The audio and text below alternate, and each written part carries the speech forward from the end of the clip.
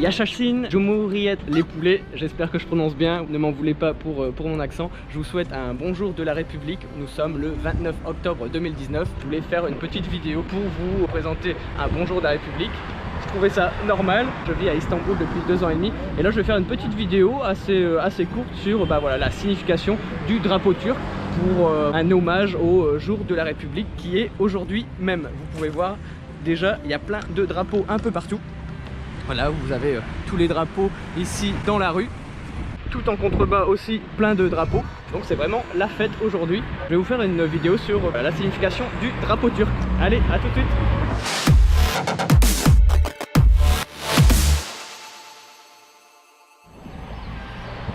Comme je vous l'ai dit, nous sommes donc le 29 octobre 2019 et nous fêtons aujourd'hui en Turquie le 96e anniversaire de la République. Pour ceux qui ne le savent pas, la République a été créée en Turquie en 1923 par Mustafa Kemal Atatürk, le premier président de la Turquie. Donc aujourd'hui c'est vraiment un jour de fête en Turquie, le 29 octobre, et je vais vous expliquer un petit peu le drapeau turc parce qu'on peut en voir partout. Là voilà, je me balade, vous pouvez le voir, vous en avez là entre les deux trottoirs de droite et de gauche, vous avez les drapeaux habituels un peu partout, là ici.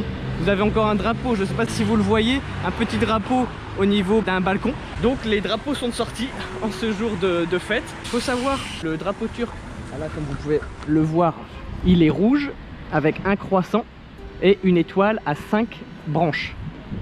Voilà, vous pouvez le voir là, il flotte au vent.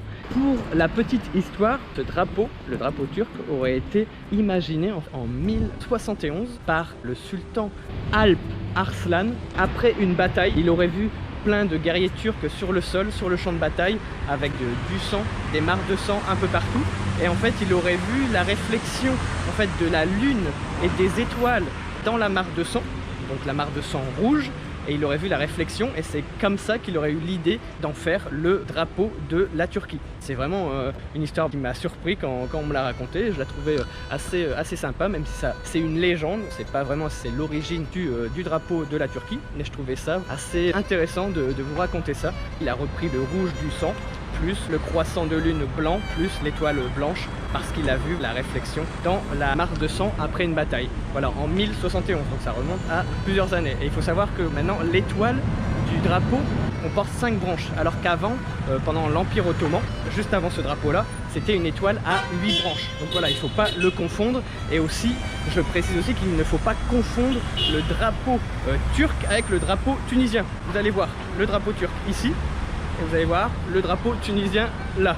Voilà, je sais qu'il y en a beaucoup qui font l'erreur. Voilà, donc là je vais m'arrêter là. Je voulais vous raconter un petit peu cette petite histoire du drapeau et puis vous expliquer aussi la République en Turquie a été créée donc en 1923 par Mustafa Kemal Atatürk.